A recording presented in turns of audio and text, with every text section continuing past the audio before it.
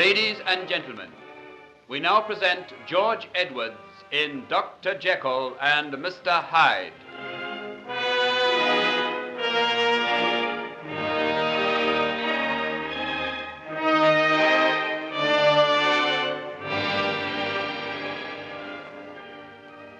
But, Daddy, you shouldn't have done it without consulting Henry or me. My dear, there was so little time. The wedding invitations were in the hands of the printer. I only just cancelled them in time. But how did you know that we wouldn't want to go on with the wedding? But surely you... Oh, I know what you're going to say.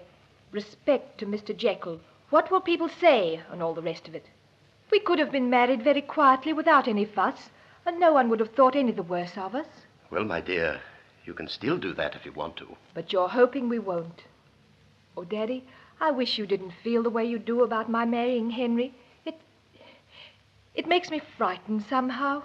In what way, dear? I know you're the best and dearest person in the world, and you'd do anything for my happiness. The fact that you're so opposed to Henry makes me wonder sometimes. Wonder what? If there may not be something against him after all. Margaret, dear, I feel that I'm playing false with the son of my dear old friend, Edward Jekyll, when I say these things against him. But a good father doesn't necessarily mean a good son. And there's something about Henry that has always filled me with uneasiness. Yes, but what? You never have anything definite. It's only a kind of instinct. I think it dates from a time when you were both children. Do you remember the time, one Christmas day, when you and he had a quarrel? It was over a doll, I think. You wanted to play with it, and he wanted you to go riding on his new sledge with him. Yes, I remember. I slipped or something and fell down some steps. That's a charitable way of putting it. In reality, he pushed you down. His father and I happened to be watching through a window, and we saw the whole thing. I also saw his face when he did it. What do you mean? The blow on your head has made you forget it, but I haven't. I remember all too well. But what? What do you remember? The look on his face. It wasn't the expression of a child. It was that of a fiend. Of what? Daddy, you can't be serious. Indeed, I am. And that night his father and I had a long talk about it. He told me then of certain misgivings he had about the boy. From that time on, I've dreaded to see the growing attachment that has developed between you. Because you saw him lose his temper. You know me better than to think I'd pay any attention to so small a thing as that. Well, what else then? There was a story about something that happened while he was still at college.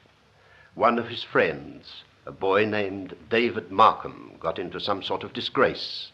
No one knows really what happened, but while Henry was in the room with him, it was a room high up in a tower, young Markham either threw himself or fell out of the window and was killed.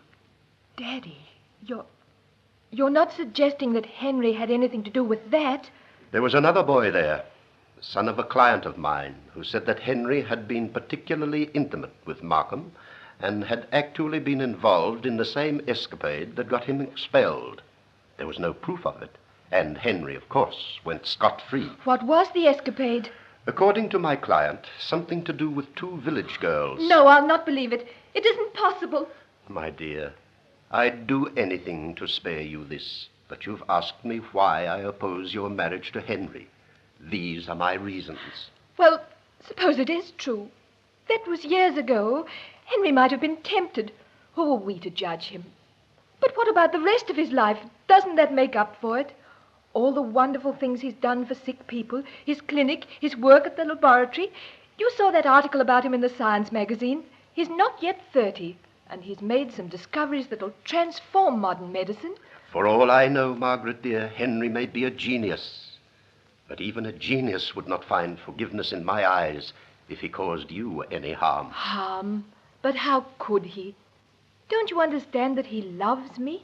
But not enough to give up his association with a man whom I've reason to believe is evil enough to overcome all that is best in Henry Jekyll and reduce him to a level similar to his own.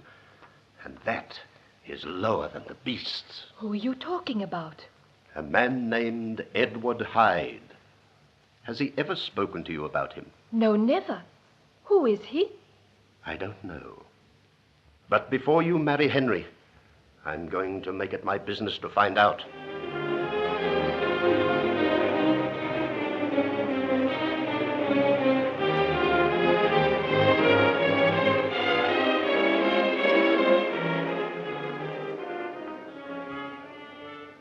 Henry.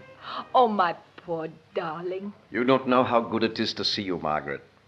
Somehow I was afraid you wouldn't be here. But why? Surely of all times now. When one has had a terrible, unexpected blow, one distrusts everything. But not me, surely. Not you, dear. But there might have been something else to keep you away from me. Nothing. There's nothing on this earth that could ever do that. As long as I feel you want me. I'll want you always, no matter what happens or where I am. Will you remember that, sweet? Keep on telling me. You don't know how I love to hear it. Is it true what Hugh Lanyon told me about your father putting off our wedding? He thought he was doing what you would wish, Henry. Not he. He was doing what he wished. Father's death gave him an utterly unhoped-for excuse. Henry, dear, you mustn't feel that way about him. He's given his consent. He told me that there's nothing to prevent us getting married quietly, even now, if we want to. And do you want to? Yes, if you want it that way. Never mind about me. How do you feel?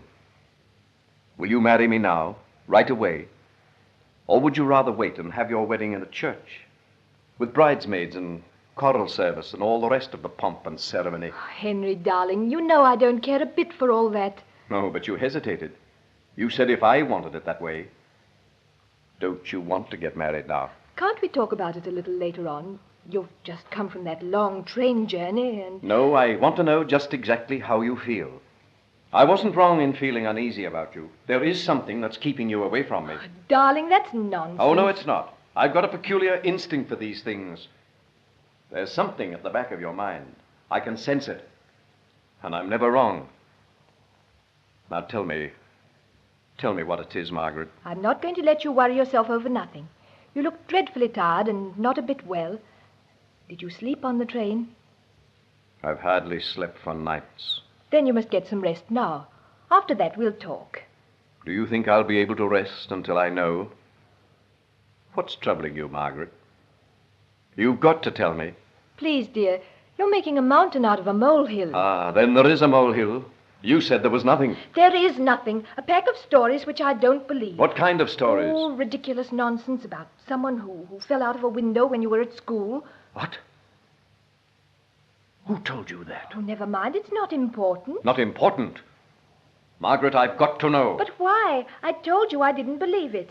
Whoever told you is trying to turn you against me. What else did you hear? Nothing. Yes, there is something. Henry, why do you look like that? There's no need to get so angry. Isn't there?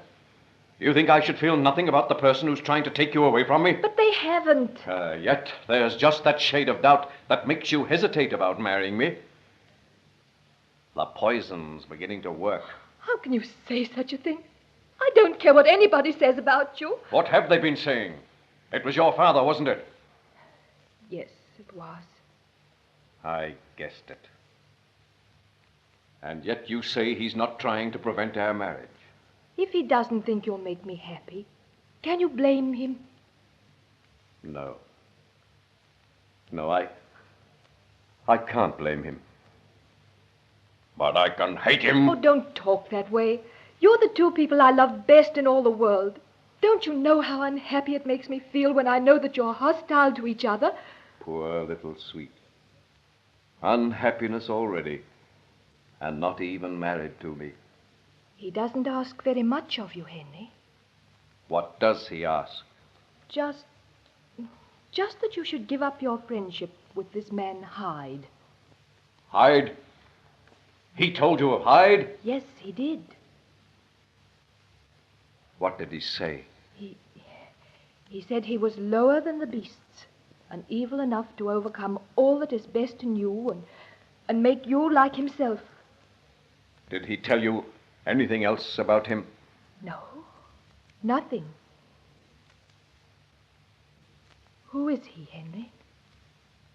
He's a man I've used to help me in some of my scientific experiments. There. I knew there was some perfectly good explanation. Will you be needing him much longer? That depends. On what? On you, Margaret. I don't understand. The day you marry me, my need of Hyde will cease. Oh, what a strange thing to say. What have I got to do with Hyde? Nothing. You're as far apart as the moon from the earth. And yet his fate lies in your hands. You have the power to exorcise him, to set his evil soul at rest forever. Or send it out into the world to ravage and despoil like a creature out of hell itself. Henry, you frighten me. You look so strange. And you're thinking once again that perhaps your father was right. How do I know unless I've seen this man? You have seen him. When? The night my mother died, don't you remember? You mean that awful little man I saw out near your laboratory? Yes, that's the one. But Henry, he's horrible, dreadful. How could you bear to have him near you? Oh, you'll have to send him away. He is evil. Think what happened just by having him there that night. Yes, because of him my mother died. Oh, don't say that. But it's the truth. Don't think the knowledge hasn't haunted me ever since. And now my father. Perhaps if it wasn't for Hyde, they'd both be alive today. Then send him away. Get rid of him before he does us any more harm. Oh, promise me you will. Then you'll marry me. The day you come and tell me that you've sent Hyde away forever, I'll marry you. Then we'll go back to London tomorrow. Have you had enough of Paris? More than enough. I, too. I want to get back to work, to the clinic, to the hospitals. It's only in work, good, hard, ceaseless work, that we can lose ourselves. And lose the Edward Hydes. And lose the Edward Hydes. You don't know how right you are, Margaret. The Edward Hydes in ourselves.